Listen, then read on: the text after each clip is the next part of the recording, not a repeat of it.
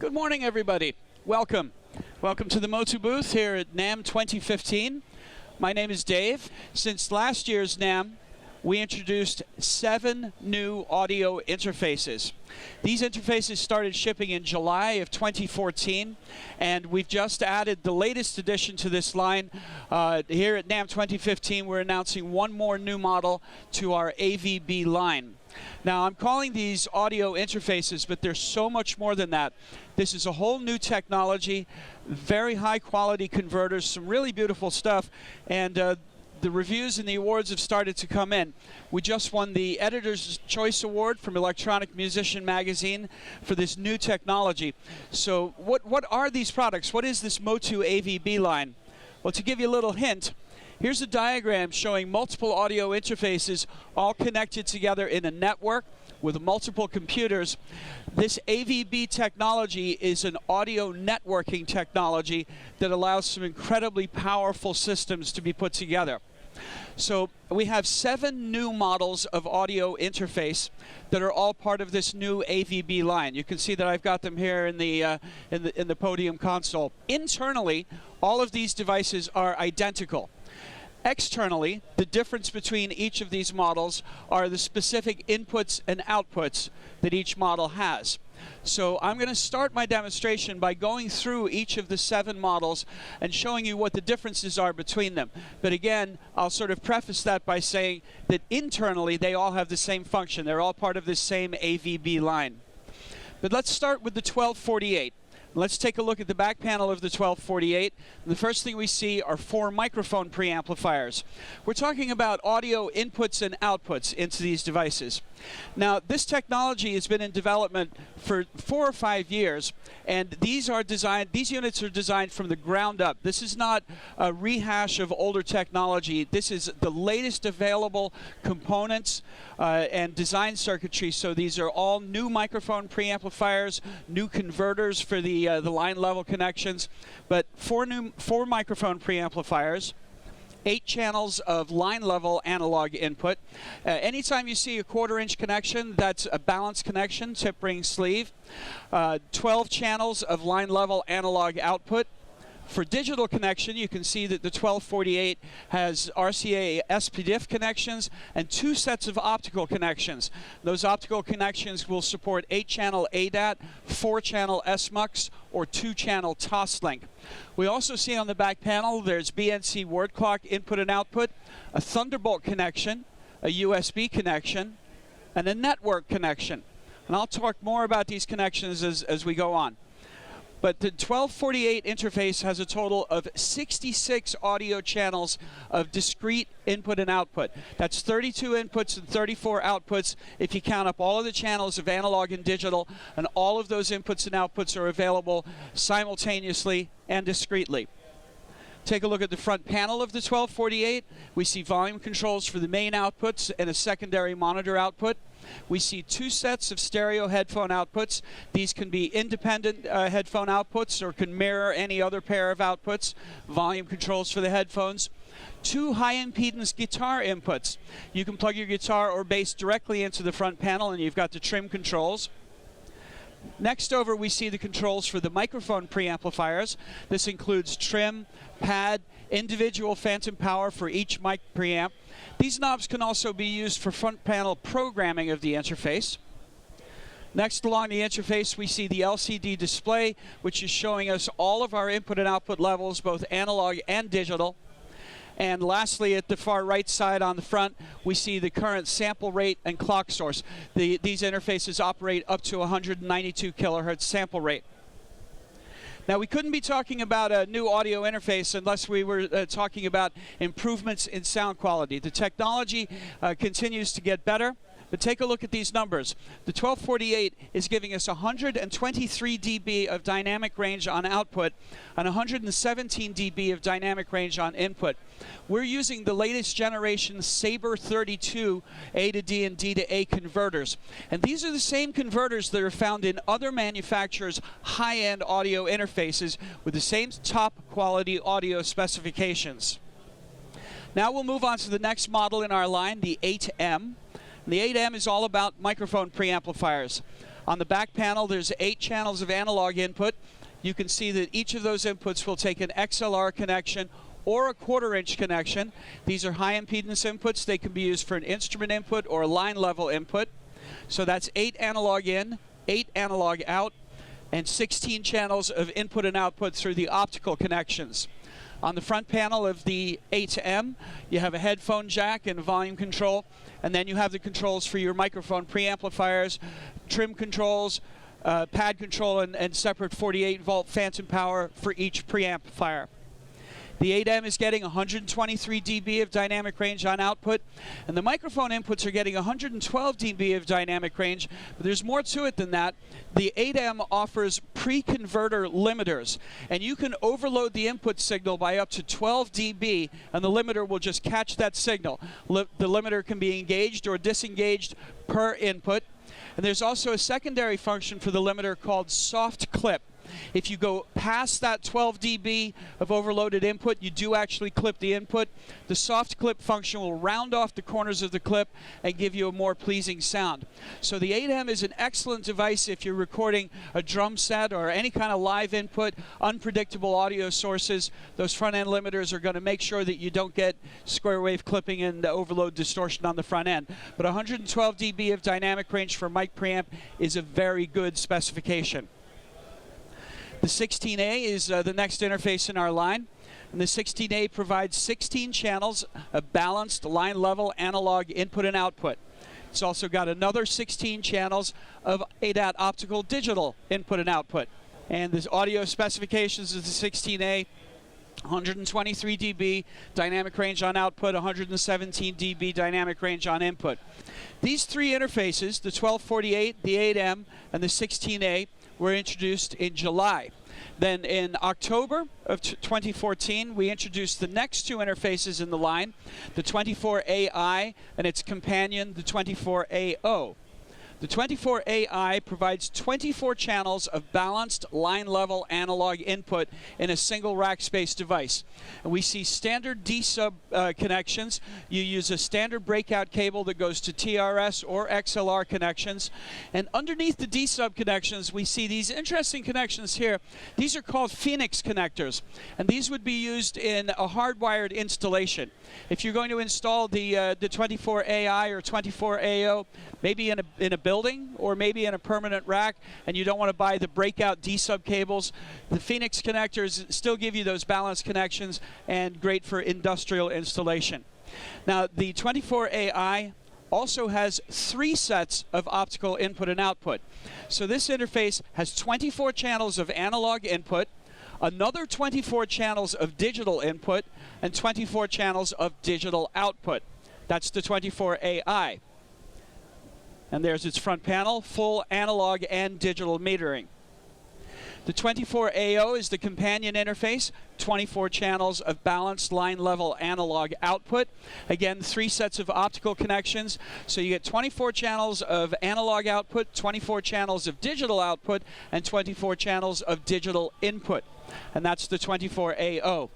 Then, in December, we introduced the 6th model in our lineup, the Monitor 8.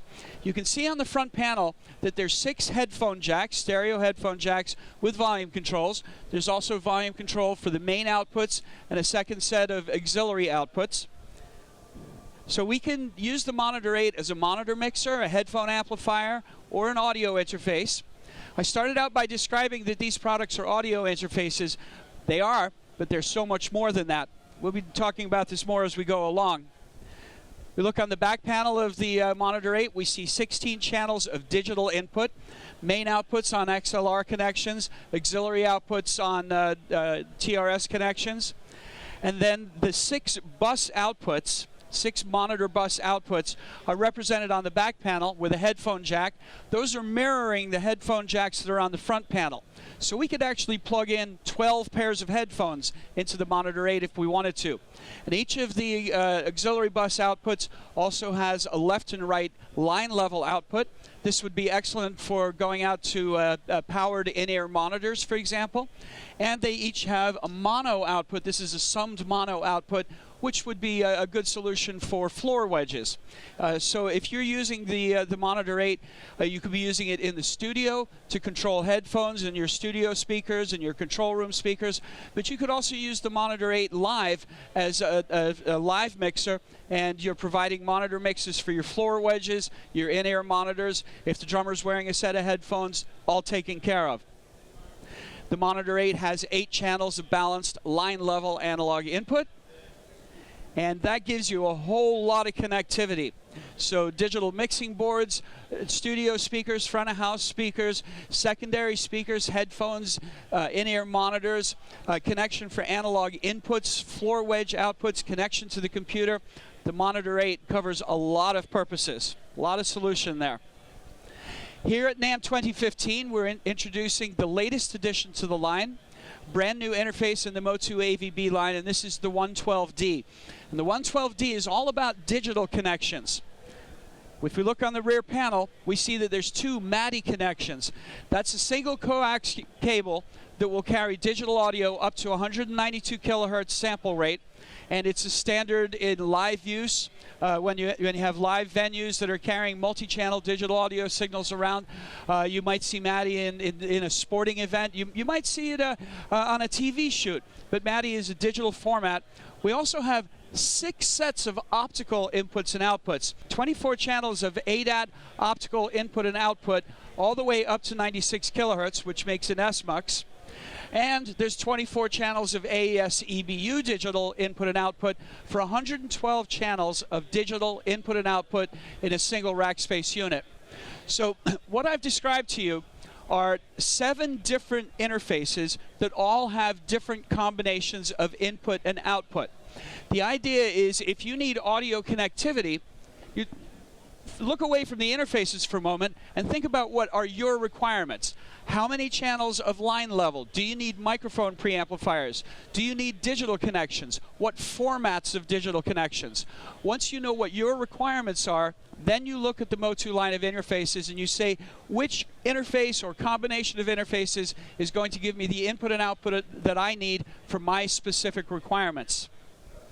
So all of these boxes are identical on the inside in terms of their internal functions.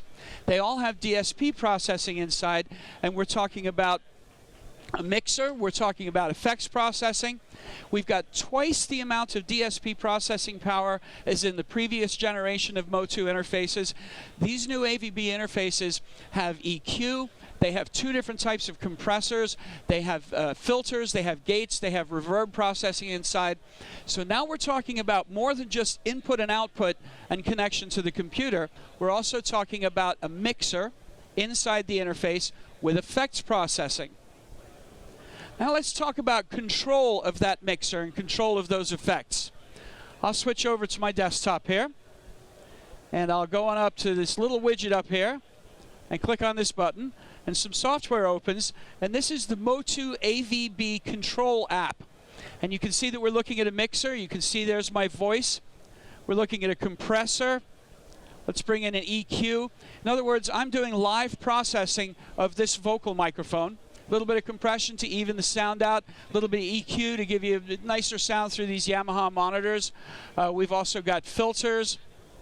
There's reverbs available. You can hide and show what you want to see. If I want to see more inputs, more outputs in the mixer, I can do that. We've got different pages in this application. Here's the device page. This is where we set the input and output trims. This is where we enable or disable input and output banks. We've got the routing grid. And what the routing grid does is it enables us to see all of the inputs and outputs of the interface and decide how the routing is going to work. We can have inputs routed directly to outputs. We can also have inputs that go into the mixer, and then the mixer can send to outputs. So internally, the mixer can be used for summing signals, for setting up auxiliary mixes. If you want to use effects processing inside the interface, that's what the mixer is for. And we switch over to the mixer. Now we can use this mixer. Now this piece of software that we're looking at, what's this software called? Well, it's called Safari. This is a web browser. The MOTU AVB control app is a web app running inside a web browser. And what that means is that the control software for these interfaces can run inside any device that can run a web browser. For example, I have an iPad here, and you'll notice that this is a wireless device. And if I trim the microphone down here, you'll notice that the fader's moving there. Test, test, 1, 2, 3. Bring that level back up a little bit there. So the software that's in the computer is mimicking what's happening on the iPad. But what we are seeing here is we're seeing two different control points.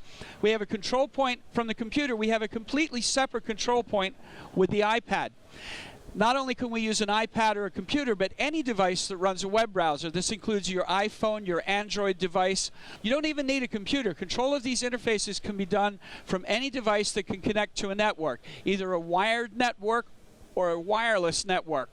Very, very cool. And if we look over here, we see not just the 1248 listed, but there's the 112D, there's the 16A, the 24AI, the 24AO, the 8M.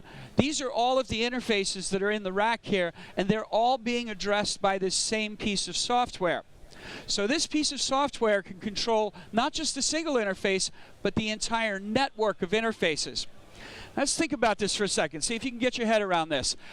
Any one of these interfaces has three families of input and output.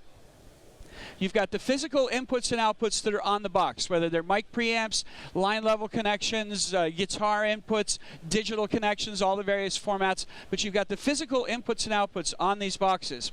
You also have connection to the computer, up to 128 channels of input and 128 channels of output. So now the interface is seeing inputs and outputs physically, but it also sees inputs and outputs from the computer through either a Thunderbolt or a USB connection.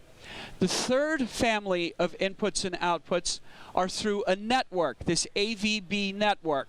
And that's how these interfaces all connect to each other. And when we go to the routing grid, we see not only the inputs and outputs of the interface, but we also see the inputs and outputs from the computer, and we see inputs and outputs to the AVB network. So when these interfaces are connected together in a network, they become one large system, and signals can be routed anywhere inside that system, and that can all be done from a single control point or multiple control points if you like. So that's the control software for the MOTU AVB system. Let's talk a little bit about this network port. I mentioned that we've got 7 interfaces. They're all different in terms of their inputs and outputs. They're all identical in terms of their internal function. And one thing that's identical between them on their external connections, they all have this network port.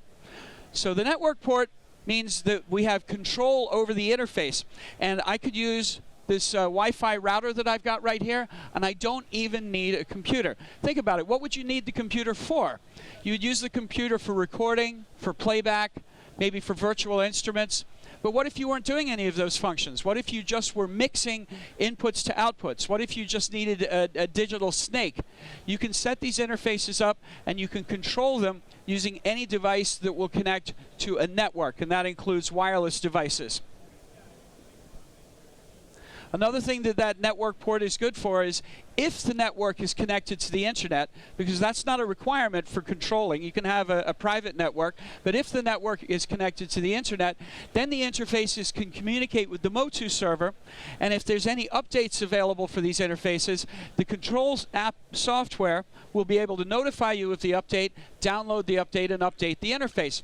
For example, when we shipped the 1248, the 16A, and the 8M interfaces in July, the optical ports of those interfaces only did 8-channel ADAT and 4-channel SMUX formats.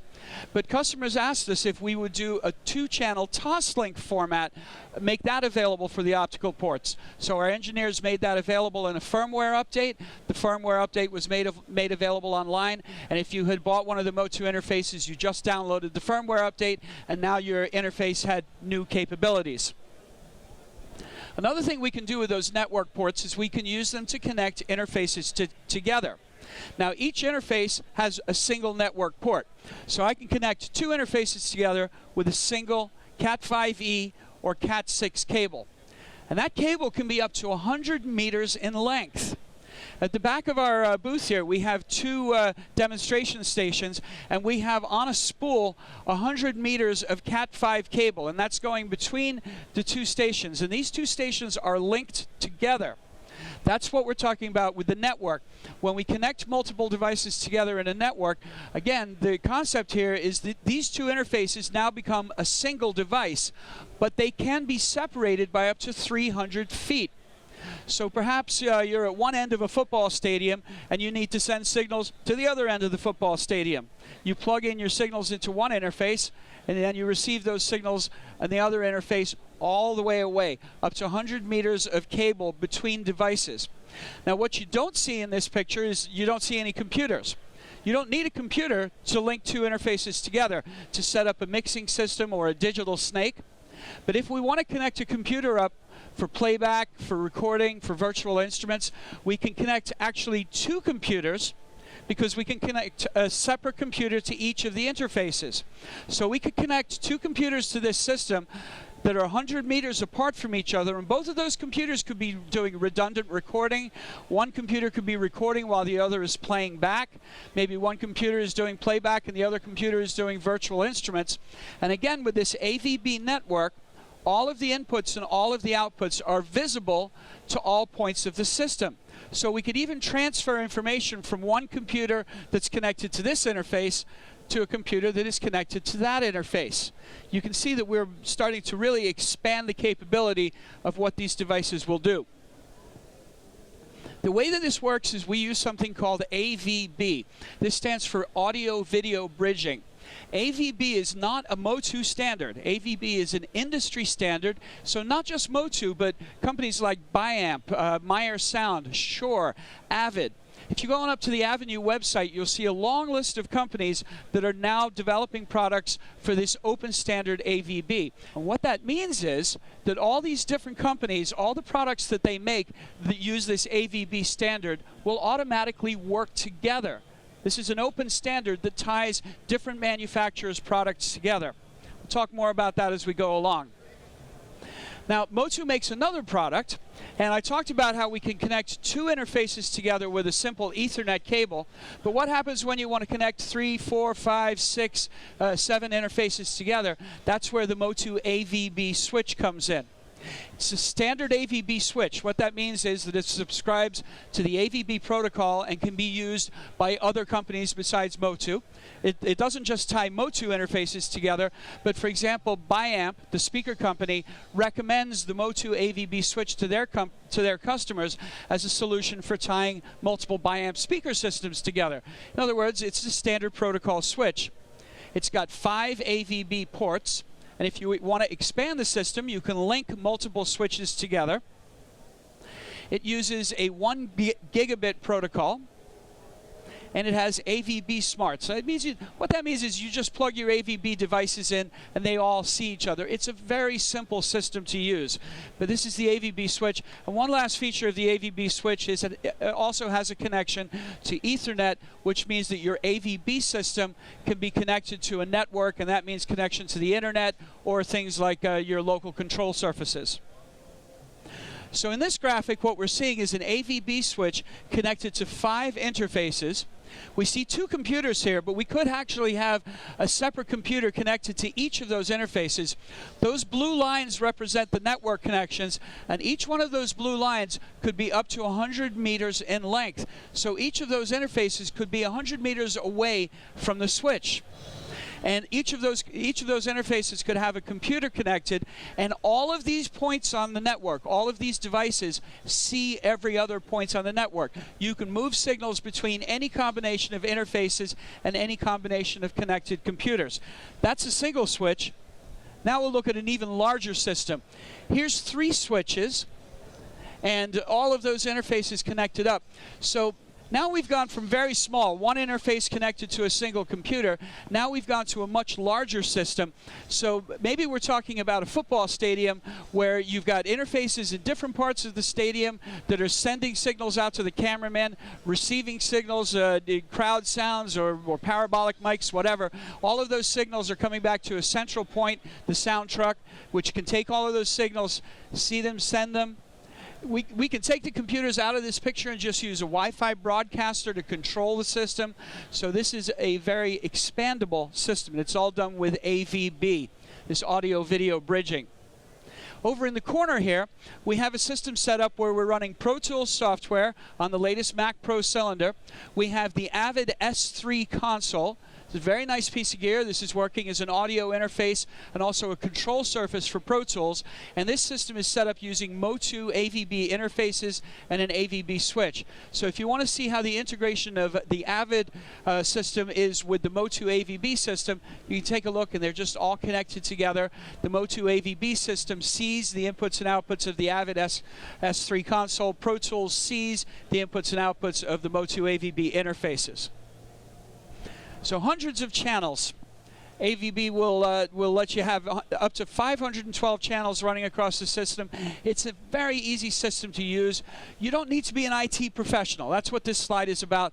All you need to do is plug the components in, and they're all seen. You don't have to go component by component and set separate IP addresses. You don't have to go to each component and check what the sample rate is or the clock settings are. This is all unified, all very easy to set up from a single control point.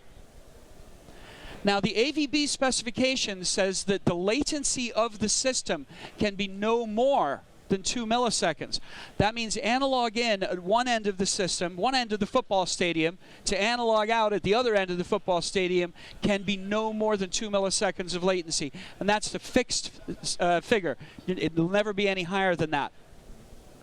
Another advantage of AVB, guaranteed quality of service. AVB is what's called a level 2 protocol. That means that the audio is traveling over a physical cable. The wireless connection that we use is for control of the system, but the actual audio signals are traveling over those Ethernet cables. And what this means is that as you connect interfaces, as you build the system up, you're never going to have to worry that all of a sudden you're going to start to lose bandwidth. Somebody's going to go online and you'll have a problem with a network connection and you'll lose channels in this part of the system. That will never happen with this AVB system, so reliability is built in. Talk about synchronization. You know that with digital audio hardware, when it's interconnected, multiple digital audio devices have to share a common sample clock. They all have to use the same sample clock. So one device is the master, and everything else has to be the slave. So if you've got interfaces distributed all over, a building or all over a sporting venue, what happens if you need to change the sample rate? What happens if you need to change what the clock source of the system is? Any of these interfaces can be the clock master with internal sync, but you also have choices for external clock sync. Each of these interfaces has a BNC word clock input, or you might take external clock through SPDIF or AES-EBU or MADI or the optical connections. It's very easy to set up the clock system of the MOTU AVB system. In the MOTU AVB control app, you have the choice of setting which interface will be the master, and whether that master is going to be internal clock or one of its external clock connections.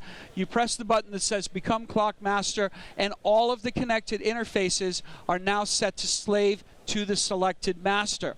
So this is a unified clock control of the entire system. You never have to worry that one of your interfaces is set to the wrong sample rate or the wrong clock source, because it's all set up from this single control point. Additional benefits of AVB, it'll connect to standard Ethernet, again for control of the system or downloading of firmware updates. Long cable runs, up to 100 meters of cable between each point in the network. So if I needed to get one interface connected to another interface, but I needed 200 meters of cable between them, I could just use a MOTU AVB switch as a bridge, as a repeater, if you will, and I could get 200 meters or 300 meters of distance between interfaces. Works over existing Ethernet installations. So let's say that we're going into a courthouse or a school or a church, and we're wiring up the building for sound.